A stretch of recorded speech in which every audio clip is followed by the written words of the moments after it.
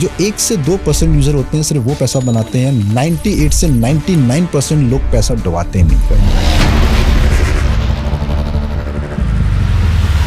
कोई तो प्लेटफॉर्म होगा जहां से ये पता किया जा सके कि ये जो कॉइन है या ये जो टोकन है वो सही सिस्टम का इस्तेमाल कर रहे हैं, क्या ऐसा कुछ है जिससे ये पता चले? अगर आपको पता करना है कोई सी क्रिप्टो करेंसी ये रियल है कि लेजिट है या फेक है, इसका अस्तित्व है या नहीं है जी। क्रिप्टो करेंसी का आखिर उदय कैसे हो, ये आई क्यों? हम जैसे बोलते हैं कि क्रिप्टो करेंसी को बिटकॉइन को लेके आए हैं सतोशी नाकामोटो, ठीक है, लेकिन आज तक वो कभी किसी के सामने नहीं आए हैं।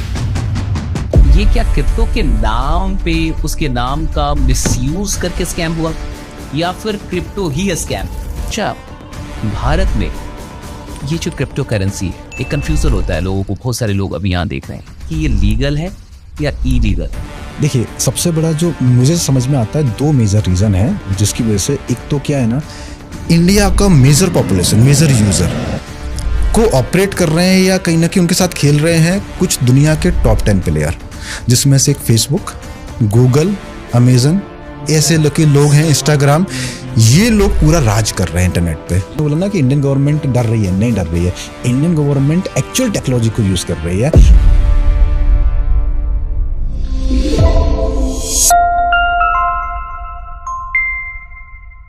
नमस्कार दोस्तों, मैं आशीष कुमार तिवारी स्वागत करता हूं एक बार फिर से आप सबों का एसकेटी पॉडकास्ट पावर्ड बाय स्टेटमेंट में।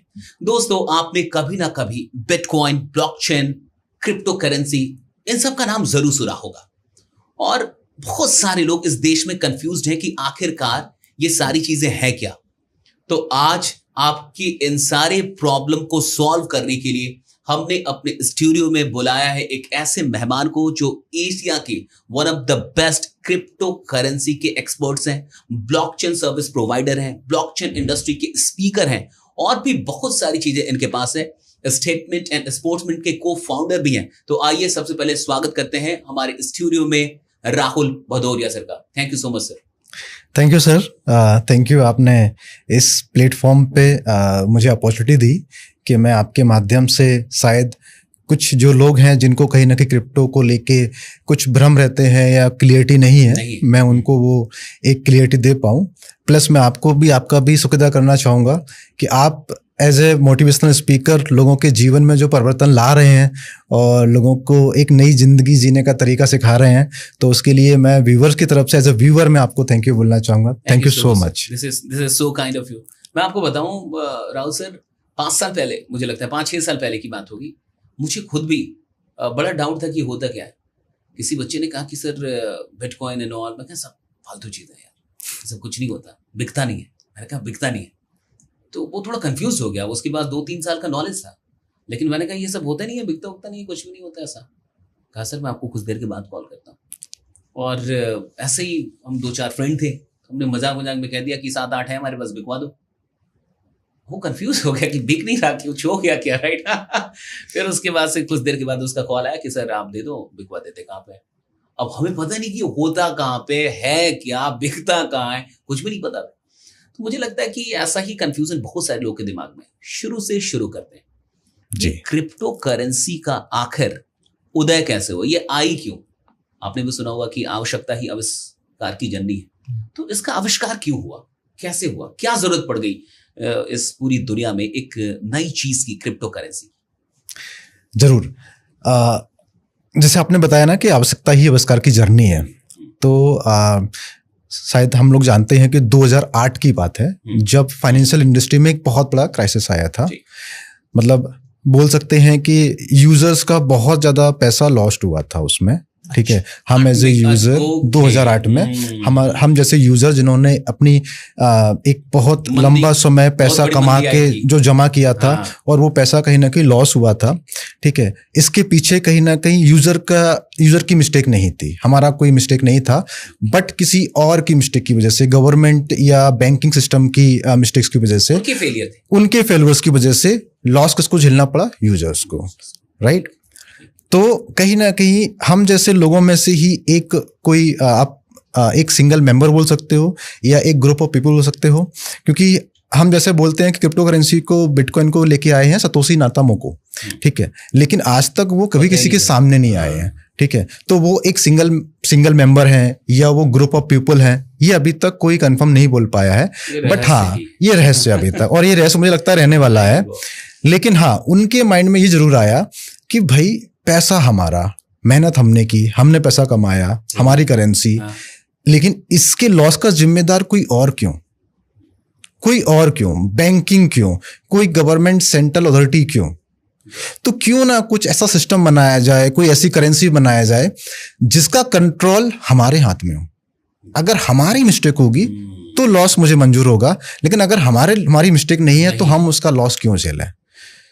तो वहां से शुरुआत हुई इस सिस्टम की, इस करेंसी की, इस टेक्नोलॉजी की, जहां से उन्होंने एक ऐसा सिस्टम बनाया कि उसका कंट्रोल किसी एक सेंट्रल गवर्नमेंट अथॉरिटी या कि एक बैंक के हाथ में ना होते हुए या किसी स्पेसिफिक कंट्री के हाथ में ना होते हुए, उस करेंसी को जो यूजर हैं, जो ऑपरेटर हैं, जो उसको यूज कर रहे हैं, सिर्फ वही उसको कंट्रोल करें, उन्हीं के हाथ में उसका पावर हो और उन्हीं को उनका पूरा ऑनरशिप मिले।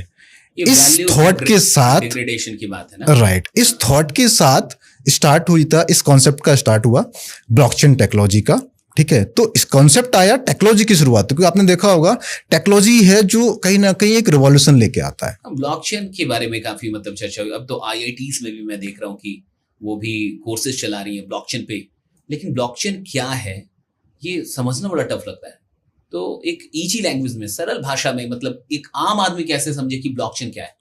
देखिए, ब्लॉकचेन टेक्नोलॉजी ना एक बहुत भारी वर्ड लगता है, बहुत लोगों को लगता है पता नहीं कितना टेक वर्ड है, बहुत कॉम्प्लेक्स वर्ड है, लेकिन अगर इसको सिंपल भाषा में समझना चाहें तो एक बहुत सिंपल सा टर्म है।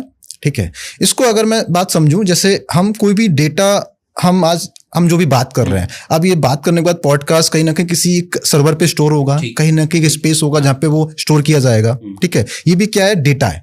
हम जो भी आज की डेट में हम बात कर रहे हैं, जो भी इंफॉर्मेशन है, ये बेसिकली डेटा है। तो ये सारा डेटा कहीं ना कहीं इसको एक सर्वर पे स्टोर किया जाता है। ठीक है, और अभी जितना भी डेटा स्टोर होता है वो आज तक कहीं ना कहीं एक सेंट्रलाइज सर्वर पे स्टोर होता है। जैसे फेसबुक है, आज फेसबुक पे आप देखोगे बहुत सारा डेटा है, कितना पब्लिक का डेटा है, पीस ऑफ इंफॉर्मेशन है, जो कहीं ना कहीं फेसबुक का एक सेंट्रलाइज सर्वर होगा, वहां पे जाके वो डेटा स्टोर होता है। राइट, अब इसी डेटा को हम सेंट्रलाइज स्टोर ना करते हुए, अगर हम इस डेटा को हम डिसेंट्रलाइज तरीके से स्टोर करें, डिसेंट्रलाइज का मतलब कि एक सर्वर पे स्टोर ना होते हुए कि ये मल्टीपल सर्वर पे स्टोर किया जाए और मल्टीपल सर्वर को एक साथ कनेक्टेड रखा जाए और उनको सिंक कर दिया जाए। सिंक करने का मतलब कि अगर एक सर्वर पे कोई भी डेटा है तो ऑटोमेटिकली वो डेटा सारे सर्वर पे ऑटोमेटिकली कॉपी हो जाए, वो डेटा सिंक हो जाए। तो अगर कभी भी एक सर्वर से कोई डेटा लॉस होता है तो वो बाकी सर्वर से उसको रिकवर कर लिया जाए। तो इससे क्या होता है ना, जो डेटा का जो लॉसेस होता है वो कभी नहीं होगा, वो हमेशा लाइफ टाइम स्टोरेज रहता है। तो यही जो आप बोल सकते हो कि एक सिंपल सा डेटा को स्टोर करने की एक नई टेक्नोलॉजी है जो डिसेंट्रलाइज तरीके से डेटा को स्टोर करती है। बस ये है ब्लॉकचेन टेक्नोलॉजी। यहां पे डेटा ट्रांसपेरेंट रहता है, सिक्योर रहता है और ये डेटा आपको लाइफ टाइम के लिए सेव हो गया। अब ये कभी आपको लॉस नहीं होगा, डिलीट नहीं होगा, चोरी नहीं हो सकती, चोरी नहीं हो सकता है इसका। लेकिन आगे हम लोग बात करेंगे कि क्रिप्टो इंडस्ट्री इन सब चीजों में भी हैकिंग हो जाती है, कुछ ऐसा हो जाता है। हाल फिलहाल में भी शायद कुछ बड़ा ऐसा कुछ हुआ था इंडस्ट्री में, इसमें हम लोग आगे बात करेंगे। उससे पहले जब क्रिप्टो आई, यानी 2009 के करीब आई है ये सब कुछ, उस समय एक बहुत डाउट पूरे लोगों को था, इस देश में भी, मुझे लगता है दुनिया में भी, कि ये क्या है, नहीं है, चलेगी नहीं चलेगी, और ज्यादातर लोग मुझे लगता है नेगेटिव ही थे। बहुत कुछ समझ में भी नहीं आता था। ये भी एक पहली प्रॉब्लम थी कि ये है क्या, एग्जैक्टली क्या है। डिजिटल करके एक कि भाई डिजिटल करेंसी है, ऐसे करके फिर बात हुई, लेकिन फिर भी लोग फेथ नहीं कर पाए। ज्यादा लोग आज भी फेथ नहीं करते हैं। क्या कारण लगता है कि शुरू में इसको इतना रिजेक्ट किया गया? देखिए, जब भी कोई नई टेक्नोलॉजी आती है तो स्टार्टिंग में हर एक टेक्नोलॉजी को रिजेक्शन ही मिलता है, एक्सेप्टेंस नहीं मिलता है। आप स्टॉक मार्केट जब इंडस्ट्री नया आया था तब भी उसको रिजेक्शन मिला था, हर कोई इसको अडेप्ट नहीं करता था, तब भी बहुत सारे स्कैम हुए थे, लोग नेगेटिव थे। लेकिन जब उस पर कंप्लायंस आए, गवर्नमेंट सुपरविजन किया गया, तब उसको रेगुलाइज, जब प्रॉपर उसको रेगुलाइज किया गया, तब लोगों ने उसको एक्सेप्ट करना स्टार्ट किया और लोगों ने उसको यूज करना स्टार्ट किया। ठीक है, इसके बाद यूपीआई सिस्टम आया, फोन पे, पेटीएम वगैरह, लोगों को स्टार्टिंग में नहीं बिलीव होता था, राइट। लेकिन धीरे धीरे समय के साथ अडॉप्शन लेवल बढ़ा, लोगों को यूज टू है उसको यूज करने के लिए, लोगों ने उसको समझा, जब उसको खुद से यूज करते हैं तब लोगों को समझ में आता है, बहुत सही बोल रहे हैं आप। तब फिर धीरे अडॉप्शन हुआ। Same goes with the crypto currency और ब्लॉकचेन टेक्नोलॉजी। ये क्या है, एक नई करेंसी है और प्लस ये करेंसी एक टेक्नोलॉजी के माध्यम से क्रिएट की गई है और इस करेंसी को समझने के लिए वो टेक्नोलॉजी को समझना बहुत जरूरी है।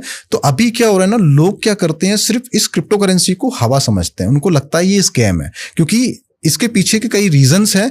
कुछ स्कैम हुए भी हैं, क्योंकि जब भी कुछ नया टेक्नोलॉजी, नई क्रांति आती है तो उसको यूज करने वाले, गलत लोग यूज करने वाले लोग पहले उसको यूटिलाइज करते इंडिया हैं। में तो बहुत क्रिप्टो को बहुत ज्यादा स्कैम मतलब हुए, राइट। मतलब लेकिन ये क्या क्रिप्टो के नाम पे, उसके नाम का मिसयूज करके स्कैम हुआ, या फिर क्रिप्टो ही स्कैम है? नहीं, क्रिप्टो का नाम यूज करके स्कैम हुआ, क्रिप्टो स्कैम नहीं है। आप समझिए, क्रिप्टो करेंसी के पीछे जो टेक्नोलॉजी है ना, ये इसका कॉन्सेप्ट ही डिजाइन हुआ है कि 100% सिक्योर है, जो आपके पैसे को 100% सिक्योर करती है, इसमें कोई फ्रॉड एक्टिविटी हो ही नहीं सकती है। जबकि भारत में इसका बहुत यानी मिसयूज हुआ, राइट। अब उसको जो यूज किया गया वो मिसयूज करके यूज किया, उसके नाम पे लोगों ने स्कैम किया, उसका मिसयूज किया बेसिकली। सीधे सीधे सपना दिखा दिया गया कि भाई ये वाला कॉइन ले लो, ये वाला टोकन ले लो, ये तो इतना गुना हो जाएगा, या ऐसा हो जाएगा, वैसा